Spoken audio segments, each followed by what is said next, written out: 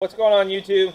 So today, working on a buddy of mine's Razor. It's I think it's an 08 Razor 800. Doing some work on it. Last time we went out riding, noticed the shocks were pretty much done, and the steering was popping real bad. So we're gonna put a new rack and pinion in there. I'll show you what I've done so far. Nothing too crazy yet. He's actually got two of them. One's an 08, one's an 09. I'll show you what I did on the 09 real fast, just because, and then what we're going to do on the 08. So this is the 08, the red one. The 09's in back. The 09 got, new brakes, new belt, new fuel pump. I put a new radio in it, so that way it's got Bluetooth connection on it. He wanted that. And I think that was it on the 09. The 08 is getting all new shocks. Already got them in the back. You can see the new shocks there. They still have to be adjusted, but I was going to run it down the trail. Here's the new rack and pinion. Went with a heavy-duty setup because we do some crazy trail riding. And I think he wants to put bigger tires on it. There's the new belt. So we got to blow apart the front end to get to it. So watch along with me, and we'll make it happen. Okay, so the first thing I did is jacked it up. Put it on jack stands, pull the tires on both sides. And what we're going to do now that we're in here is we're going to remove this shock, lower bolt and the upper bolt to get it out of the way, along with the sway bar and link. Going to do that on both sides. And then we got to get in here to the undo the tie rod in here, and then we'll start taking out the rack and pinion. Now I also put a winch on this. I don't know if you can see it. It's up in here.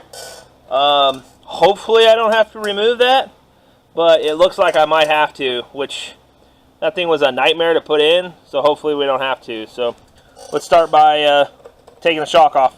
Okay, so we got the shock out of the way and the tie rod end disconnected. Now we'll go repeat that on the other side. You need a 15mm socket and a 15mm wrench for the shock, lower bolt, and the upper bolt up here.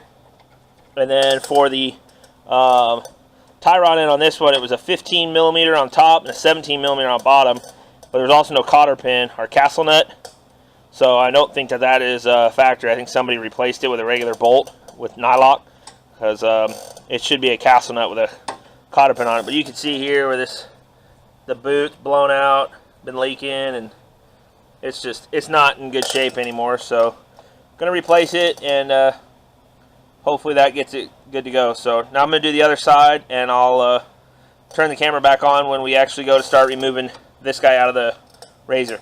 Stay tuned. Okay, so we're back over on the driver's side now. We've got the shock on the driver's side removed, this guy disconnected.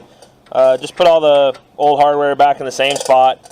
Now what we need to do to start getting the rack out is we need to disconnect the steering linkage.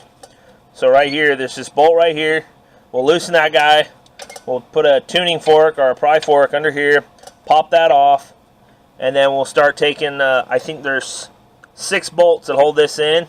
And we'll remove those and take it out, and then we'll set this old one next to the new one. That way we can try to line up the links between the two tie rod ends as best as possible. That way we get a good starting position for the new rack and pinion, so that way I don't have to spend hours trying to get it so where it drives straight and not, you let go and it goes into a tree or something. So first thing we got to do is, like I said, loosen this bolt right here, and then we can pop this guy off, and we'll start going after the bolts next.